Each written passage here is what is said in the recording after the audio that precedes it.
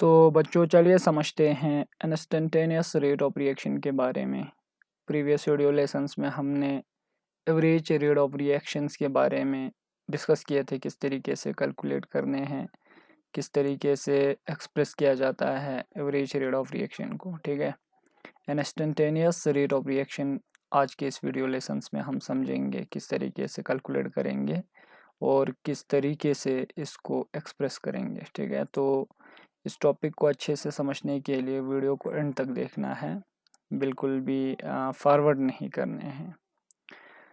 तो टॉपिक को स्टार्ट करने से पहले प्रीवियस वीडियो लेसन्स में जो हमने डिस्कस किए उसको थोड़ा सा हम रिकैप्चुलेट करते हैं। ठीक है, जैसे एवरेज रेट ऑफ रिएक्शन के बारे में हमने प्रीवियस वीडियो लेसन्स में जाना था। ठीक है, जैसे average rate of reaction, average rate of reaction क्या होता है? जब रेट जो है लॉन्ग इंटरवल ऑफ टाइम में मेजर करते हैं तो उसको हम कहेंगे एवरेज रेट ऑफ रिएक्शन। ठीक, एक पॉइंट ये याद रखना है। दूसरा, एवरेज रेट ऑफ रिएक्शन या ओवरऑल जो रेट ऑफ रिएक्शन जो है वो पॉजिटिव होता है। ठीक है, तो पॉजिटिव होता है, rate of reaction is always positive, तो ये चीज़ याद रखना है। ठीक है, जब भी आप रिएक्टेंट और रेट ऑफ डिसअपीयरेंस या रेट ऑफ कंजप्शन हम कहेंगे, ठीक है, रेट ऑफ डिसअपीयरेंस, कंजप्शन या रिएक्टेंट की रेट एक्सप्रेशन लिखेंगे तो उस समय रिएक्टेंट की रेट एक्सप्रेशन के सामने जो है वो नेगेटिव साइंस आप लिख देते हैं, जैसे इस तरीके से change in concentration of A with respect to T, और ये जो ए जो है हमारा क्या है, this is the molar concentration of reactant. और ये नेगेटिव साइन इसलिए रखते हैं हम यहाँ पर, जो रेट ऑफ डिसअपीयरेंस आप कैलकुलेट करते हैं तो उस समय नेगेटिव आता है, तो रेट ऑफ रिएक्शन कभी नेगेटिव नहीं हो सकता, वो क्या होता है, पॉजिटिव। तो माइनस साइंस इसलिए लगाते हैं ताकि रेट ऑफ रिएक्शन क्या रहे, पॉजिटिव रहे। ठीक है, तो इसको चीज़ को मैंने प्रीवियस वीडियो लेसन्स में अच्छे से एक्सप्लेन किया था, कोई टेंशन नहीं है। ठीक है, दूसरा, जब रेट एक्सप्रेशन, ठीक है, रेट एक्सप्रेशन के बारे में मैंने आप लोगों को बताया।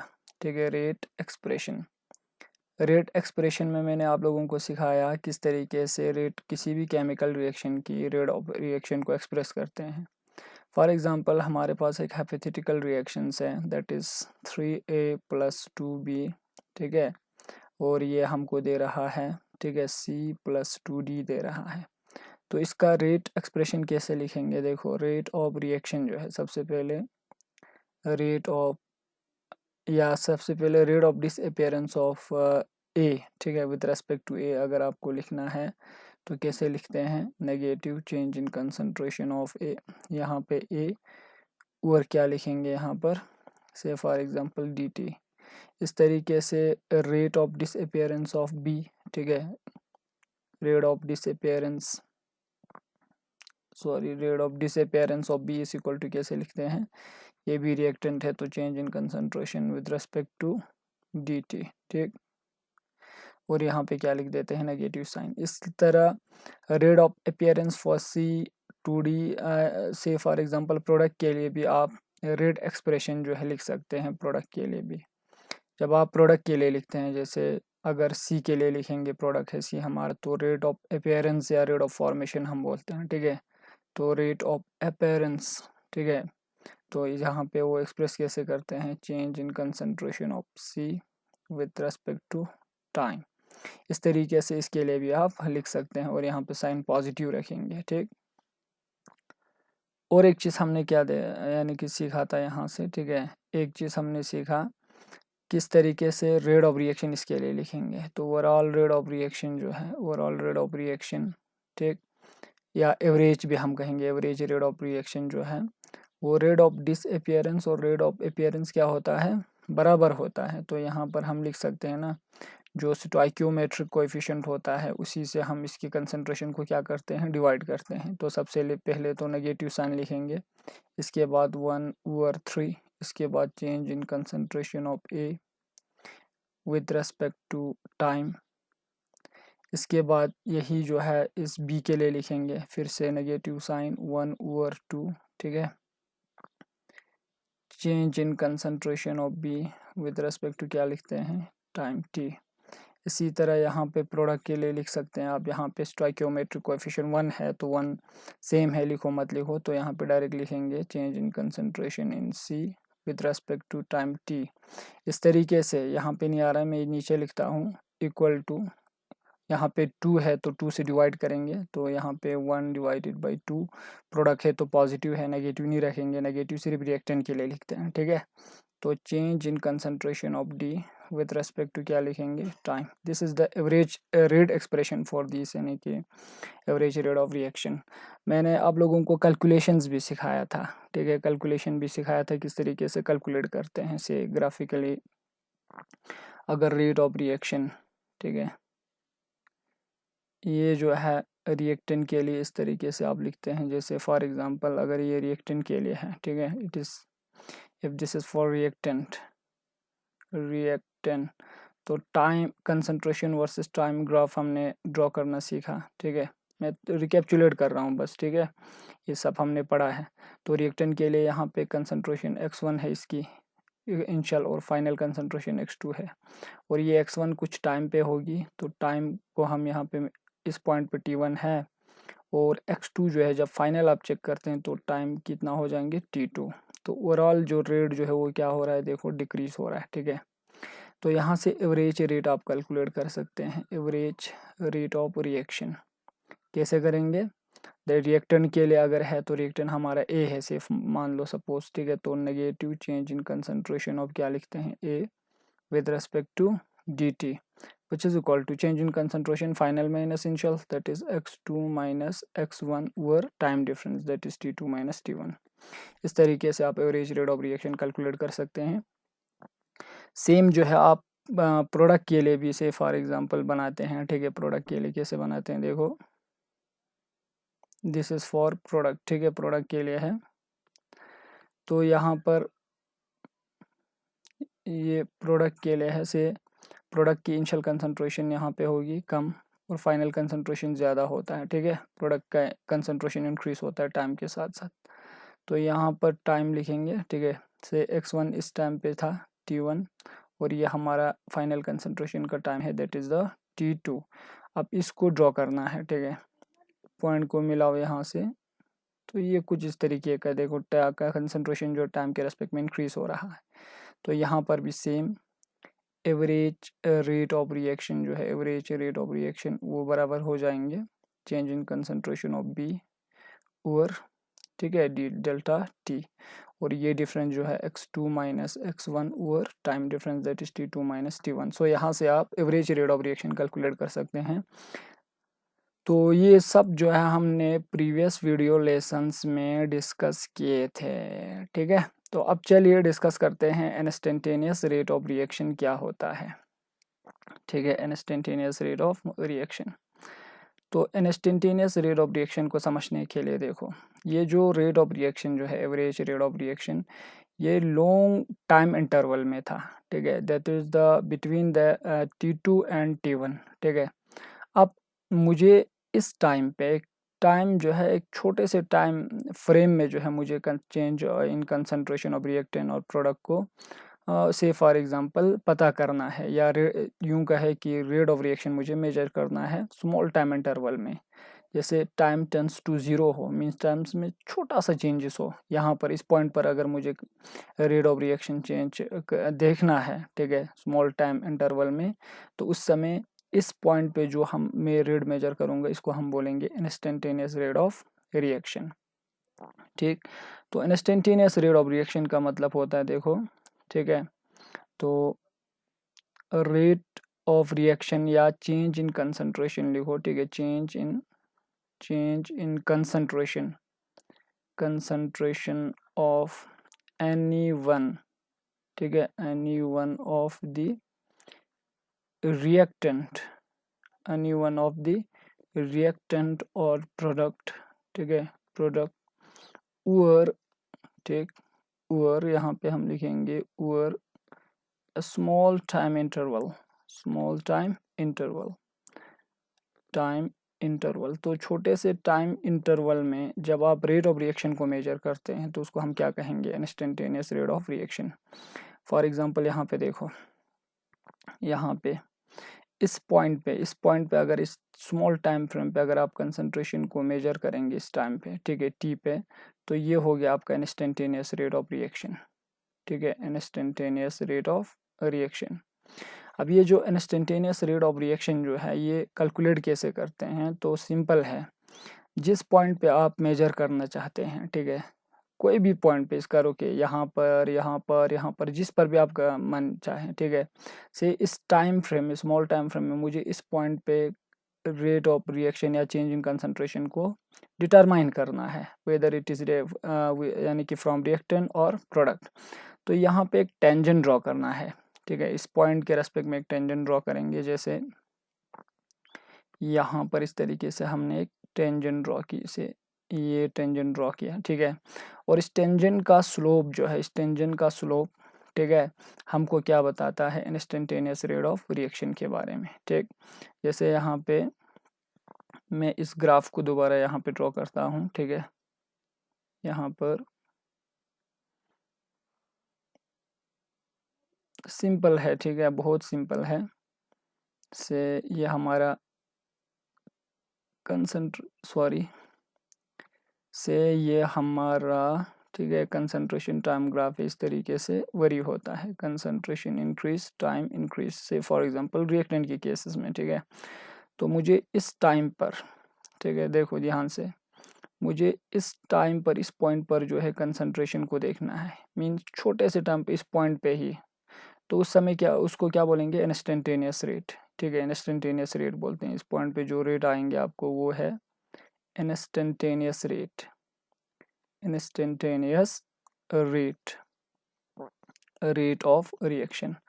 और ये बराबर होगा, देखो ये कैसे कैलकुलेट करते हैं, बस इस पॉइंट के रेस्पेक्ट में, ठीक है, आपको एक टेंजेंट ड्रॉ करने हैं, जैसे मैंने ये टेंजेंट ड्रॉ कर दिया, ठीक है, इस पॉइंट के रेस्पेक्ट में, तो इस टेंजेंट का स्लोप जो है आपको इंस्टेंटेनियस रेट के बारे में इंफॉर्मेशन देगा। So instantaneous rate of reaction is equal to, ठीक है, स्लोप ऑफ टेंजेंट, तो यहाँ पे हम लिखेंगे it is equal to slope of tangent, slope of tangent, ठीक, टेंजेंट, तो यहाँ पे हम लिखेंगे tangent which is equal to, अब स्लोप किसके बराबर होता है, that is the tangent theta, tan theta के बराबर होता है, ठीक है, टेन थीटा। अब ये थीटा क्या है, थीटा इज द एंगल, ठीक है, थीटा एंगल है, ठीक है, जो ये टेंजेंट लाइन इस टाइम एक्सिस के रेस्पेक्ट में बना रहा है, जैसे यहाँ पे, ठीक है, इस तरीके से, ठीक। अब यहाँ पे इधर देखो, ये जो थीटा जो है ये वाला एंगल है, ये इसको हम बोलेंगे थीटा, ठीक है, theta angle between tangent and the time axis. तो टेन थीटा किसके बराबर होता है, देखो अभी तो हमने इंस्टेंटेनियस, देखो फिर से लिखता हूँ, instantaneous rate of reaction, rate of reaction equal to slope, ठीक है, slope of the tangent line which is equal to tan theta के बराबर होता है, ठीक है। थीटा अगर आपको पता है तो आप direct instantaneous rate of reaction किसी भी पॉइंट पर जो है इस तरीके से फाइंड आउट कर सकते हैं। और टेन थीटा बराबर होता है base, sorry, perpendicular divided by base, तो ये परपेंडिकुलर है आपका और ये क्या है, बेस है। तो सपोज परपेंडिकुलर में जो छोटा चेंज आता है, ये कंसंट्रेशन है, तो हम उसको मान लेते हैं dx, और छोटा सा टाइम इंटरवल है तो dx डिवाइडेड बाई dt। तो यहाँ से आप क्या फाइंड आउट कर सकते हैं, इंस्टेंटेनियस रेट ऑफ रिएक्शन जो है कैलकुलेट कर सकते हैं। This is the instantaneous rate of reaction, ठीक। Now move on to the next topic. अब हम सीखेंगे कि किस तरीके से इंस्टेंटेनियस रेट ऑफ रिएक्शन को एक्सप्रेस करते हैं, ठीक है, expression for instantaneous rate of reaction, instantaneous rate of reaction, ठीक है। बढ़िया है ये चैप्टर, बहुत ही इंटरेस्टिंग चैप्टर है, ठीक है, बस थोड़ा सा कंसंट्रेशन की ज़रूरत है, ठीक है, हर चीज़ को समझने के लिए। अब देखो किस तरीके से एक्सप्रेस करते हैं, same average rate of reaction जिस तरीके से एक्सप्रेस किया था उसी तरह करना है, लेकिन यहाँ पे हम लिमिट पुट करते हैं, ठीक है। जैसे देखो इंस्टेंटेनियस रेट कब बनता है, जब हमारा टाइम पीरियड जो है वो छोटा होता है। जैसे अगर आप एवरेज की बात करें, ठीक है, एवरेज रेट ऑफ रिएक्शन की बात करें, जैसे रिएक्टेंट के रेस्पेक्ट में, तो यहाँ पे आता है ये नेगेटिव साइन और यहाँ पे dt, इसको हम एवरेज बोलते हैं। लेकिन इसी कंसंट्रेशन चेंज में, मोलर कंसंट्रेशन में जो चेंज आ रहा है बिग इंटरवल ऑफ टाइम में, वो अगर टाइम्स जो है छोटे से टाइम इंटरवल में हो, means times tends to zero, तो डिफरेंशियल कैलकुलस में हम क्या करते हैं, लिमिट पुट करते हैं, that is limit approaches to zero. ठीक है, मींस टाइम जो है बहुत छोटा है, ये लिमिट अप्रोचेस टू जीरो का मतलब टाइम बहुत छोटा है। जब टाइम छोटा होता है तो कंसंट्रेशन में चेंजेस भी छोटा आएंगे टाइम के रेस्पेक्ट में। ठीक है, तो छोटा सा चेंज को हम डिफरेंशियल कैलकुलस में डी से डिनोट करते हैं, दैट इज द डेरिवेटिव। बस सिंपल है, सेम एक्सप्रेशन है, लेकिन इंस्टेंटेनियस में कैपिटल डेल्टा को स्मॉल डी से हम रिप्रेजेंट करते हैं उसको, इसका मतलब है small change in concentration, that is the D A with respect to small change in time. और यहाँ पे इस डी का मतलब है स्मॉल चेंज, स्मॉल चेंज। ठीक है, स्मॉल चेंज हम इस तरीके से लिखते हैं। ठीक है, तो ये स्मॉल टाइम इंटरवल में, तो इस तरीके से हम लिखते हैं। और यहाँ पे हम क्या लिखेंगे, नेगेटिव साइन, बस सिंपल है। फॉर एग्जांपल देखो, अगर यहाँ पे, ठीक है, इसको इस तरीके से समझेंगे, एग्जांपल। ठीक है, एग्जांपल, एक रिएक्शन हो रहा है, से फॉर एग्जांपल सल्फर डाइऑक्साइड है। ठीक है, सल्फर डाइऑक्साइड सब जानते होंगे, और ऑक्सीजन के साथ ये रिएक्ट हो रहा है, ऑक्सीजन गैस के साथ, और ये प्रोड्यूस कर रहा है sulphur trioxide, that is the gas. ठीक, इसको बैलेंस करो, तो यहाँ पे 1/2 लिख दो, तो बैलेंस हो गया, आप देख सकते हैं खुद से। ठीक है, अब इसके लिए रेट एक्सप्रेशन लिखना है, rate expression in term of instantaneous rate. Average तो आपको लिखना आता है, कोई टेंशन नहीं है। अगर इंस्टेंटेनियस लिखना है तो कैसे लिखेंगे, देखो, सबसे पहला तो ये रिएक्टेंट है, रिएक्टेंट को हम बोलते हैं रेट ऑफ डिसअपियरेंस, क्योंकि ये कम होगा। रेट ऑफ कंजप्शन भी हम बोलते हैं, इसका भी रेट ऑफ डिसअपियरेंस, ये भी डिसअपियर होगा, लेकिन ये अपियर हो जाएंगे, इसकी फॉर्मेशन होगा, तो रेट ऑफ अपियरेंस। तो इसका रेट ऑफ, ठीक है, रेट ऑफ डिसअपियरेंस ऑफ, ठीक है, SO2 sulphur dioxide is equal to, कैसे लिखते हैं, तो स्मॉल चेंज को हम लिखते हैं डी। ठीक है, और यहाँ पे molar concentration of sulphur dioxide with respect to small time, dt। और ये रिएक्टेंट है, तो यहाँ पे हम क्या लिखते हैं, नेगेटिव साइन, बस। ठीक, इस तरीके से rate of disappearance of oxygen, ठीक है, क्योंकि ये भी तो रिएक्टेंट है, तो यहाँ पे नेगेटिव साइन, और यहाँ पे differentiation of this oxygen, derivatives लिखना है small D with respect to dt। ठीक, इस तरीके से प्रोडक्ट का लिखना है, तो रेट ऑफ अपियरेंस है, इस बार इसकी फॉर्मेशन होगा। ठीक है, अपियरेंस ऑफ किसका है, सल्फर ट्राइऑक्साइड, तो यहाँ पे आएंगे पॉजिटिव। ठीक है, क्योंकि ये रिएक्टेंट है, तो यहाँ पर हम लिखेंगे स्मॉल डी। ठीक है, molar concentration of sulphur trioxide, इसके बाद with respect to small change in time. ये हो गया रेट एक्सप्रेशन। अब रेट ऑफ रिएक्शन कैसे लिखेंगे, देखो, इंस्टेंटेनियस रेट ऑफ रिएक्शन जो है, रेट ऑफ रिएक्शन ये बराबर होता है, देखो, रेट ऑफ डिसअपियरेंस, ठीक है, इक्वल टू क्या होता है, रेट ऑफ अपियरेंस, तो ये सब बराबर हो जाएंगे। तो रेट एक्सप्रेशन सबसे पहले यहाँ पे लिखेंगे। अब देखो, स्टोइकियोमेट्रिक कोएफिशिएंट से डिवाइड करने हैं, लेकिन यहाँ पे स्टोइकियोमेट्रिक कोएफिशिएंट कितने हैं, 1, यहाँ पे 1/2 है, यहाँ पे 1 है। 1 को लिखो ना लिखो सेम है, तो यहाँ पे डायरेक्ट हम लिखेंगे negative change in concentration of SO2। ठीक है, यहाँ पर SO2 और डिवाइडेड बाई क्या लिखेंगे, चेंज इन टाइम। अब विच इज इक्वल टू, फिर से नेगेटिव साइन। ठीक है, अब यहाँ पे देखो 1 ओवर 1/2 लिखते हैं। ठीक है, देखो यहाँ पे 1 ओवर अगर आप 1/2 लिखते हैं, तो ये 2 जो है ऊपर को डिवाइड हो जाएंगे, तो यहाँ पे डायरेक्ट हम लिख सकते हैं। देखो, चेंज सबसे पहले तो चेंज इन कंसंट्रेशन ऑफ क्या लिखेंगे, O2 विद रेस्पेक्ट टू क्या है, dt। तो यहाँ पे 1 ओवर क्या लिखते हैं, 1/2। ठीक है, तो ये 2 जो है ऊपर हम मल्टीप्लाई को लेंगे, तो इसके साथ मल्टीप्लाई हो जाएगा। ठीक है, तो यहाँ पर देखो, इसको हम यूं लिख सकते हैं, देखो। ठीक है, बहुत सिंपल है, ध्यान से देखो, यहाँ पे नेगेटिव और यहाँ पे 2 से डायरेक्ट इसको मल्टीप्लाई करो। ठीक है, अब ये बराबर हो जाएंगे difference derivatives of sulphur trioxide, small change in sulphur trioxide with respect to small time. ठीक है, तो ये हो गया रेट एक्सप्रेशन फॉर किसके लिए, इस यानी कि रिएक्शन के लिए इंस्टेंटेनियस। अगर एवरेज लिखना है, एवरेज लिखना है तो कैसे लिखेंगे, बहुत सिंपल है, एवरेज तो आप सब चैंपियन हो चुका होगा। ठीक है, तो एवरेज रेट ऑफ रिएक्शन जो है डायरेक्ट यहाँ पे डी की जगह कैपिटल डेल्टा लिखना है। ठीक है, SO2 और यहाँ पे delta T equal to -2 into delta, और यहाँ पे क्या आएंगे O2, और यहाँ पे डेल्टा टी इक्वल टू क्या आएंगे डेल्टा SO3, ठीक है, मूलर कंसंट्रेशन, और यहाँ पे डेल्टा टी। तो ये हो गया एवरेज रेट, ये हो गया इंस्टेंटेनियस, ठीक है, ये हो गया इंस्टेंटेनियस। तो इस तरीके से हम रेट ऑफ रिएक्शन को क्या करते हैं, एक्सप्रेस करते हैं, ठीक। अब चलिए समझते हैं। देखो मैं एक जनरलाइज्ड फार्मूला बनाऊंगा, ठीक है, जनरलाइज्ड फार्मूला, जनरलाइज्ड, ठीक है, फार्मूला।